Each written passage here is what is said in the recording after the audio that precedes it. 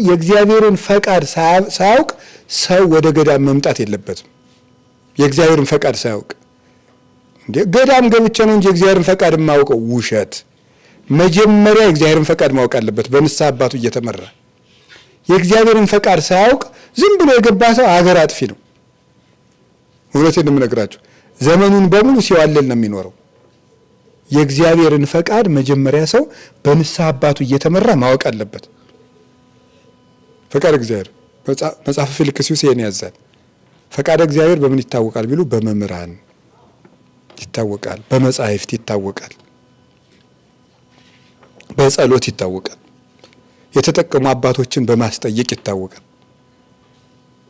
ያውቁታል። አሁን እኮ አንድ የቤተ ክርስቲያን መምህር ልመንኩስ ወይስ ላግባ ብትሉት ያውቀዋል። እኔ ያውቀዋለሁ ማለት ነው።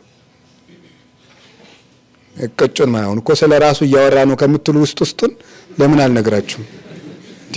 መሰቃየት ጊዜያችሁ መባከን የለበትም። እኔው ብነግራችሁ ይሻላል ማለት ነው። ስለዚህ ይታወቃል። ማንም ያሳውቀው መጻሕፍት ማለት ናቸው። መጻሕፍት ያሳውቃሉ።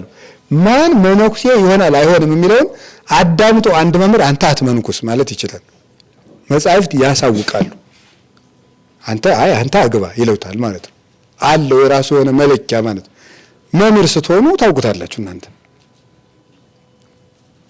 ግን ባለፈው ነግሬያችኋለሁ ረስታችሁት ነው እንጂ አንድ ሰው መነኩሴ መሆኑን አለመሆኑን ራሱ የሚያውቅበት መጻሕፍት የነገሩን ነገር አለ።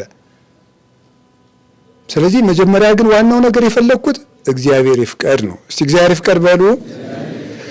እግዚአብሔርን ምን ማለት ነው? ርዕሳችን ነገር እንጂ ማስቀደም